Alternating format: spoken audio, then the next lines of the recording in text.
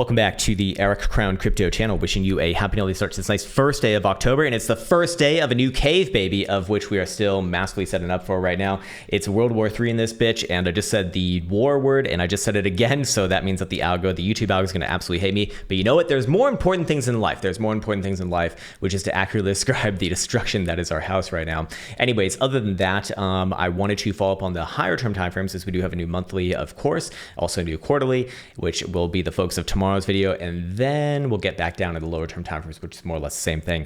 Other than that, I want to let you know that I've been uploading a lot of trading, travel, and Bitcoin related content on my Instagram. There is a link in the description below, and I suspect that now would be a good time to get into the actual price action chart. So let's start it off here on the monthly look. This is the accumulation distribution indicator chart. The reason why I like this chart on the macro scale is because it has been incredibly accurate in getting the macro reversals for Bitcoin, both to the upside and the downside. And it should denote that it is not the best timer of things. I mean, we're talking on a macro scale here, so between about 2 to 4 month horizon. But every time that we do see a slope change, a slope reversal, I should say, on this indicator, in the extreme zones, it has correlated incredibly well with macro shifts in direction. So I'll just put on my drawing tools right here. I've already kind of plotted all of them out, as you can see, and we can go back test together on the actual charts itself. And you can see that, again, basically gets around the highs and basically gets around the lows within about a 2 to 4 month time period, I would say. More often than not, a little bit earlier rather than later. I think a great example would be the 2019 low right here, where you can see that the slope change happened. I mean, technically speaking, it happened right here.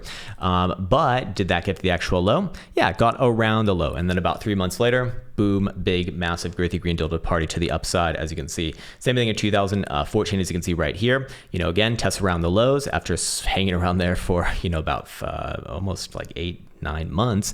And then about 3 months later, Bitcoin actually makes that move to the upside. Anyways, the reason why I bring this one up now is because the new month of October has lessened the slope on this. So it is not a slope reversal just yet. It is not having an upward slope. It is still having a downward slope, but it is not as intense as before. So we are getting some indications that Bitcoin is starting to somewhat kind of sort of find a low here, but it's not there just yet. So I still do not have any macro reasons to be calling a macro low on Bitcoin as of right now. Doesn't mean that it can't come, later this month, but as of right now, no, I do not.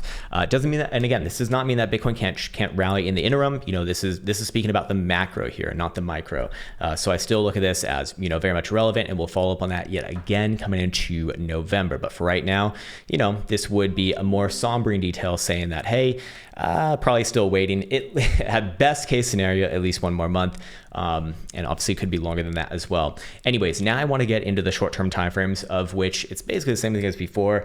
What have we essentially been observing over here? We've essentially been observing the LARP lines actually playing out, which is kind of funny. It's like a return to last year when that bullshit was actually, working out, funnily enough, very, very well.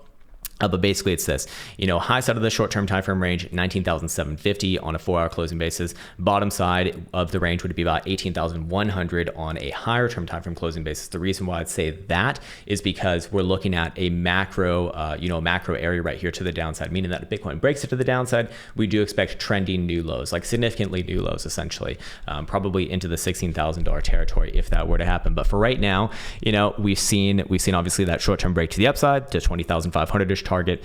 Just, we didn't hit it. It's 20,400. So fuck Krown. And then came back down below the bull trap area at 19,750, which did denote a continuation to the bottoms of the range. And then after that, it's just mostly been a range play right here. So yesterday did have a try to the upside to actually resolve that 19,750-ish region on a 4-hour time frame closure, but it did reject. So I do expect that this one, after rejection of the top side, very likely going to try to test the bottom side. But this is CME's chart, not spot price action. So probably looking at this move, Sunday, maybe Monday, something like that.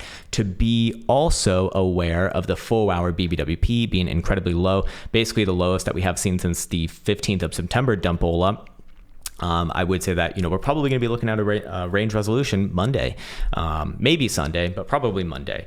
In the meantime, does Bitcoin on, over the weekend come back down and test around this region? Then we open with a bit of a gap down, and then it comes back up and tries to rally and fill that gap. Honestly, probably yes, if I had to guess. But as always, over the weekend, I'm not super enthusiastic about the price action, although there are some other things to be definitely aware of. The daily here, oh my God, by the way, before I forget, the internet at this place, fucking amazing. We have fiber. Oh my God, we have fiber, baby. We have fucking fiber. You know what that means? It means I'm going to upload these videos in literally 1 second because we have like 350 Mbit upload, which is insane. Anyways, the daily, again, incredibly low BBWP, you know, kind of similar to what we saw before the August move, which was that major move from $25,000 all the way down to about $18,000, which, you know, the volatility is direction neutral. Like, make no mistake about it. I'm not calling it a downside move just based off of this. It's saying that we have a big move incoming. Again, volatility represented by BBWP, one of my most favorite indicators. All right, sweet.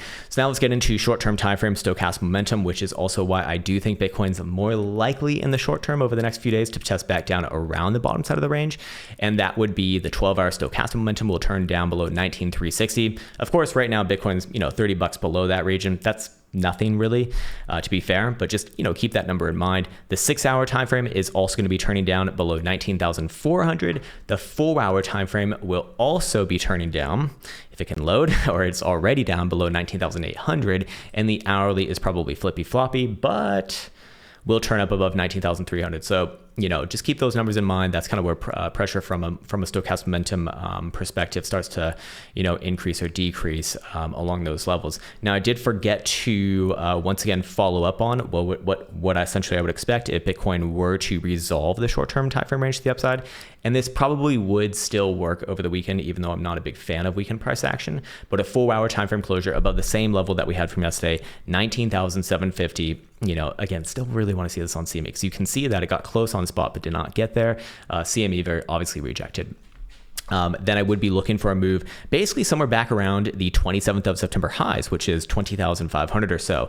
The thing with that is that if Bitcoin can even just trade above those highs, just any sort of a wick above the 27th of September high, which is about 20,400, I would be looking for another $1,000 plus move somewhere around the green 55 here, maybe even more, especially considering that BBWP is incredibly low, which would put Bitcoin somewhere around the mid $21,000 territory. And then I want to come back to it after that, but that is, you know, that is still in play there if Bitcoin were to hit that that area. But for right now, again, short term, I do think Bitcoin's a little more likely to test the downside here. Anyways, moving on into the 2-day time frame chart. This one, as always, coming back, it's like the fucking old herp, as it never goes away because it is still unresolved. And this is the volatility versus stochastic momentum signal here.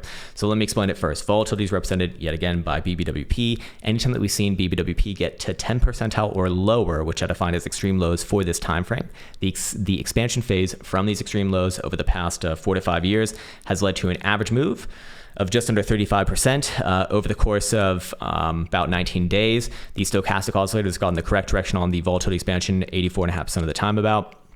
And that number is going to be going up because we have had another signal right here that was on the 18th, I believe. Yeah, 16th to 18th of September. And well, Bitcoin, you know, has thus far played out about an 11% move to the downside from that region. Here's the thing though, we are on now day number 12 of this signal. We will actually close this one again tonight. So here's the thing, the average days that we expect for this signal again is about 19 days. With 12 days already kind of taken up, we really expect this next week to have continuation, in this case to the downside, if this one is going to, well, play out.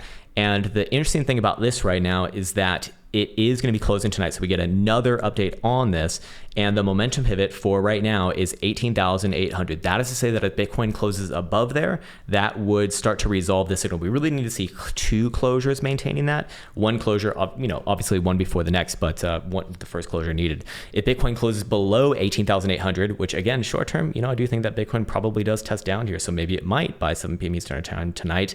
Then pressure remains to the downside. I would say that fiscally speaking, still more likely to go to the downside. And while it has been an 11% move to the downside thus far, the first standard deviation, which is where we expect 68% of the results to fall between, again, we're talking about statistics, not certainties here, would actually still be, you know, more than double that at 25.5%. And on the upside, almost all the way to 44%, which is quite a lot. So if we were to play around with those numbers, that's kind of where I'm getting that $16,000 region from, because, you know, into that mid 25s or 25%, I mean, that's actually $15,500 more accurately said.